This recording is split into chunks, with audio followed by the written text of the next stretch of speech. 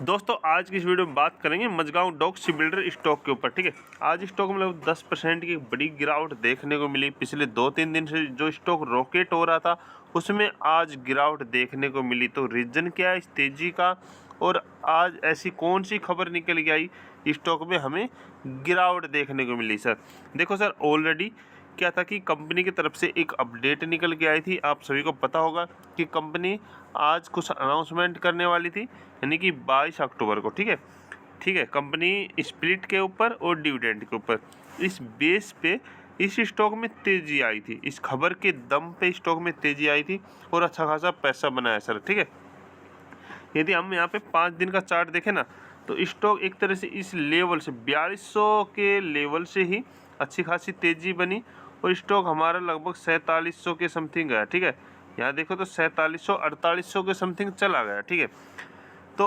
4200 से 4800 स्टॉक हमारा गया। ठीक है, ये 2-3 दिन में जिनको हमें यहाँ पे अच्छा खासा रिटर्न मिल रहा है वो तो यहाँ पे प्रॉफिट बुक करेंगे।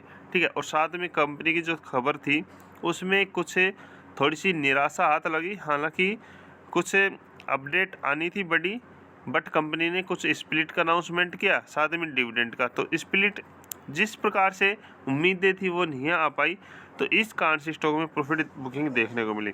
और काफ़ी निवेशकों को यही सवाल है, सर हम तो यहाँ पे बाइंग करके बैठ गए। तो बाइंग क्यों करते हो आप इस तेजी में, इस लेवल पे क्यों नहीं जाते? अब यहाँ के लिए बोलूँगा, कल स्टॉक यहाँ पे 4100 4000 समथिंग आएगा, गिरावट देखते हो आप लोग बाइंग नहीं करोगे।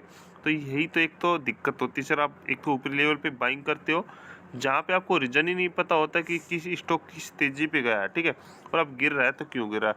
क्योंकि सर कंपनी की तरफ से क्या अपडेट आई, कंपनी ने आज ये अपडेट किया कि कंपनी अपने शेयर के टुकड़े करने जा रही है।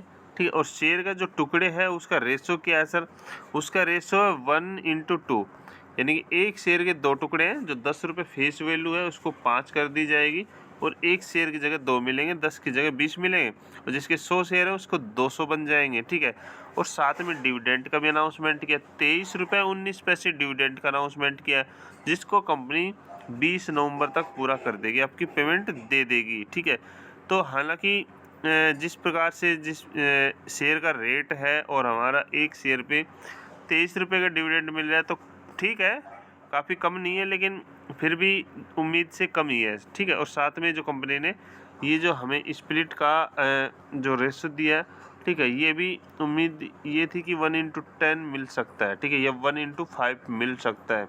ठीक है, यहाँ पे हमें और तेज़ी देखने को मिलती है सर, बट कहीं ना कहीं इस स्टॉक में गिरावट का रीज़न यही रहा कि 1:2। ठीक है, एक शेयर के 2 टुकड़े। ठीक है, तो ये रीज़न रहा, और शॉर्ट टर्म वालों ने भी साथ साथ अपना हाथ साफ किया, प्रॉफिट बुकिंग की। ठीक है, तो जिसके पास यदि ऊपरी लेवल पे तो देखो सर होल्ड रखो। ठीक है, और गिरावट पे हम लोग यदि स्टॉक हमें 4100 के समथिंग 4000 के समथिंग भी मिलता है तो स्टॉक में एंट्री लेने का बेस्ट मौका होगा। ठीक है सर, लॉन्ग टर्म के लिए। अभी शॉर्ट टर्म स्टॉक नहीं भागेगा, क्योंकि जो भागना था खबर के दम पे स्टॉक भाग लिया सर। ठीक है, हालांकि इस लेवल पे ले सकते हैं, लेकिन थोड़ा लॉन्ग टर्म के लिए 2 से 3 महीने के ले सकते हैं। ठीक है,